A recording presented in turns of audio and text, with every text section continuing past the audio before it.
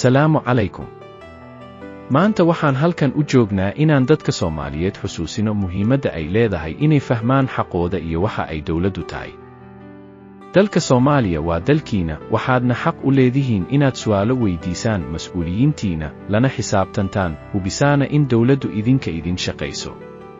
Dawladdu waxay u shaqaysaa dadka, mas'uuliyiintuna waa kuwa idinku matala dawladda.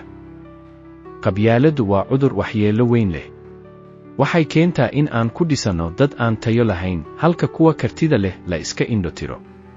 Dadka Soomaaliyeed waa dad Muslim ah oo wanaagsan. Marka aan midowno oo aan ka shaqayno horumarka dalka, waxaan dhisan karnaa mustaqbal wanaagsan oo ku salaysan nabad, horumar iyo barwaaqo. Muwaadin kasta wuxuu leeyahay waajibaad iyo xuquuq. Xuquuqdaas waxaa ka mid ah inaad la xisaabtanto mas'uuliyiinta kugu metela dawladda. Haddii aad xaqaaga fahanto oo aad ilaaliso, waxaad ka qayb qaadanaysaa mustaqbal wanaagsan, cadaalad iyo horumar uu dalku gaaro. Walaalayaal, aan iska kaashanno sidii aan u abuuri lahayn bulsho wada jir ah, isku duuban iyo dawlad wanaagsan. Mahadsanidin.